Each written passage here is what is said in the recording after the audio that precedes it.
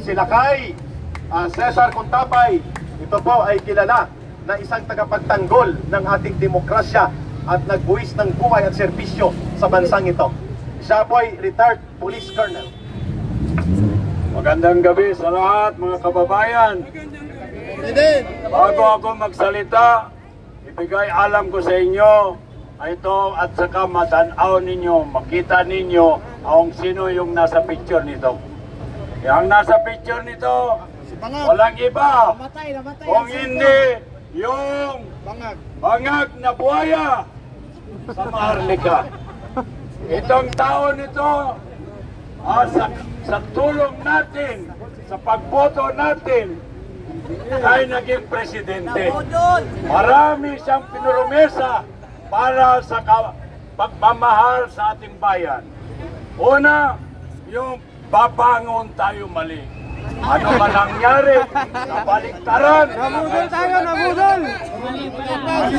Nagkamali na naman at saka nababaon na tayo ng kahirapan, nababaon tayo ng utang, na ang utang na yan, ang bata na hindi pa pinanganak ay nagkaroon na ng utang. Utang ina niyan, yung Romualdez na yan. Sa palagay ko mga kakapatid ko, ito na parito ngayon, ito ang kabuuan ng 32 milyones na nagkagusto na maging presidente ang ating minamahal si Inday Sara Duterte.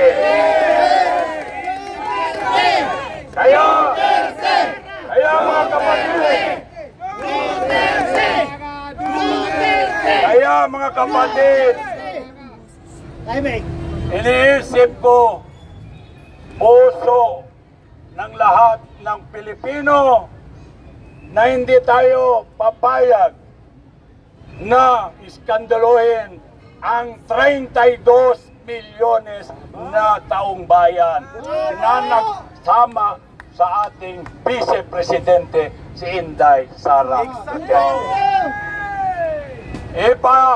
Ibabaw natin na dapat ang dignidad ng bawat mamamayan, ng bawat Pilipino, hindi karapat-dapat na ito ang ginagawa nila sa ating mga kapatid.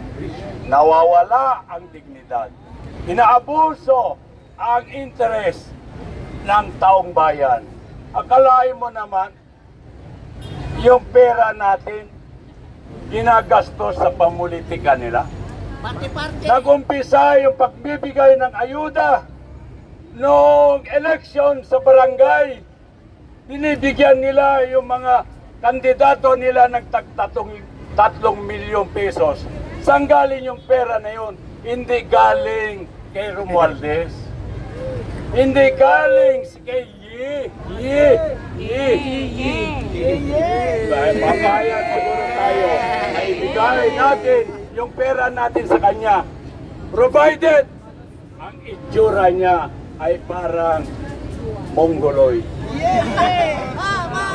Makikita naman ninyo. Walang pumapalagpag doon sa Malay mo naman yung pera natin, ginawa niyang Romualdez rice. Romualdez! Romualdez! Romualdez buhaya! Romualdez buhaya!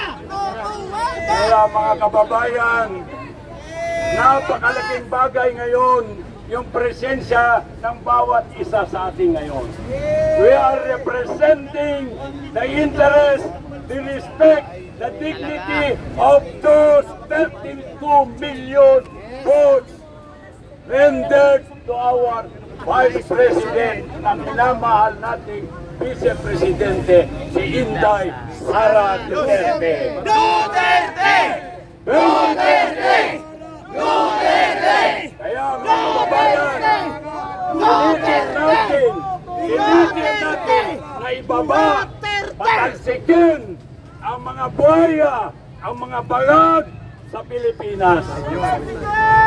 Mabuhay ang Pilipino! Mabuhay tayong lahat!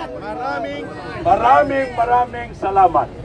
Maraming salamat kay retired Police Colonel Kuntapay. Nakita nyo naman ang kanyang pagpapahayag sa loobin ito ng Kuntapang na Kuntapay, sa loobin ng mamamayang Pilipino na hindi natin deserve na magkaroon ng kurakot na gobyerno. Kaya tayo nagtitipon-tipon sa EDSA Shrine. Ngayon, tawagin natin si Brother Usman para sa kanyang pagbibigay din, si Brother Randy, sa kanyang pakikipagkaisa sa pagtitipon-tipon para sa malayang pagpapahayag ng mamamayang Pilipino dito sa EDSA Shrine.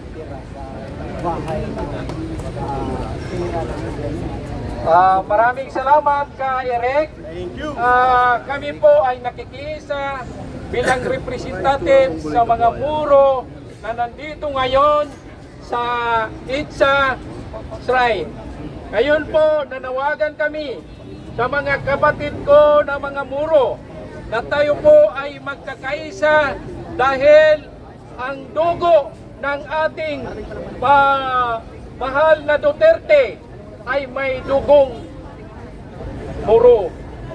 Palagi niyang sinasabi na ang nanay ko ay may dugong Maranao, Tausog, Kaagan at saka Iranon, yung 5 tribo sa Davao City. Kaya ngayon, lumabas na kayo, mga kapatid ko na mga Moro. Ito ngayon ang oras natin na para mamuno ang tunay na pagkakaisa, ang tunay na leader na maasahan at mapaunlad niya ang buhay ng Pilipino. Kaya mga kapatid ko, yung bintang nila sa mga Duterte na mga korupsyon sa 125 milyon, kami po ay matagal na kilala ninyo sa Davao na sila ayaw nila magkuha ng pera kasi nasaksiyan namin na sila ay pumuuslit ng mga tunay na mga trabaho, tunay na leader, tunay na Pilipino. Kaya sa atin mga kapatid, pinatawagan po ko kayo na ngayon, oras na ngayon, lalabas na kayo, nandito tayo sa EDSA at maraming salamat po sa inyong lahat. Thank you, Brother Randy. Maraming salamat sa ating